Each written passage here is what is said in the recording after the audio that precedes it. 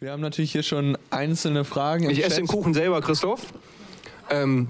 Jana sind deine Fans, das weiß ich ehrlich gesagt selber nicht. Was weißt du ehrlich gesagt nicht? Ob Jana, was Jana fragt, sind deine Fans eher männlich oder weiblich, habe ich keine Ahnung. Nicht? Nee. Okay.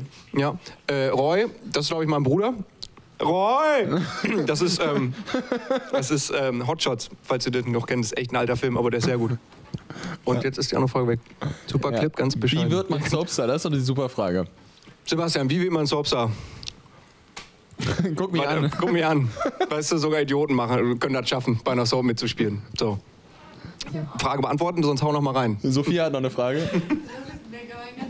Tut mir leid. Achso, macht sie sonst. Entschuldigung.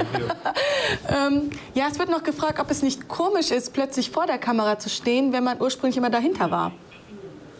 Passenderweise habe ich jetzt natürlich den Mund voll. Ja, ist gut. So läuft die Sendung hier. Ich bin ein Profi. Und bin verwirrt, wenn du so nah bist. Das ist ganz komisch. Weil du hast das ja tatsächlich jahrelang gemacht hinter der Kamera. Du bist auch viel am Set gewesen und mitgelaufen, gerade bei Berlin Tag und Nacht. Mhm.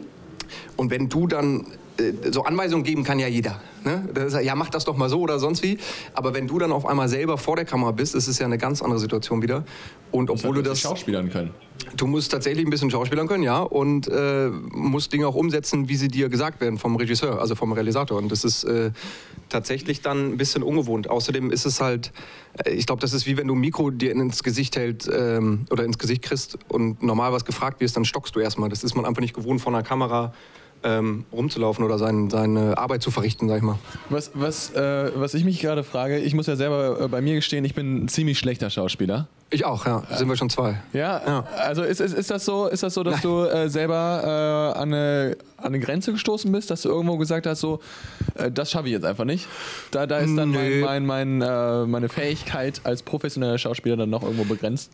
Naja, also zum einen würde ich mich gar nicht als professioneller Schauspieler bezeichnen, weil ich ja nie so eine Ausbildung gemacht habe. Und das wird dem Beruf, glaube ich, dann nicht gerecht. Also ich für mich persönlich jetzt. Ne? Muss jeder selber für sich entscheiden, wie er das handhabt mit dem Begriff. Aber ich hatte schon so ein paar Szenen damals bei Köln, wo ich dachte, wow, das ist schon krass. So, also wo ich mich dann auch wirklich extra darauf vorbereitet habe, länger, also jetzt nicht nur irgendwie einen Tag oder so, sondern wirklich eine Woche vorher mich hingesetzt habe. Oder wo du viel Filme guckst und dir Inspiration holst von ähnlichen Rollen oder so. Der Pate. Der Pate, zum Beispiel, ja, genau. Oder, nee, also so, aber das... Bruce Willis und sowas. Es gibt ja nichts, was man nicht lernen kann, finde ich. Ja.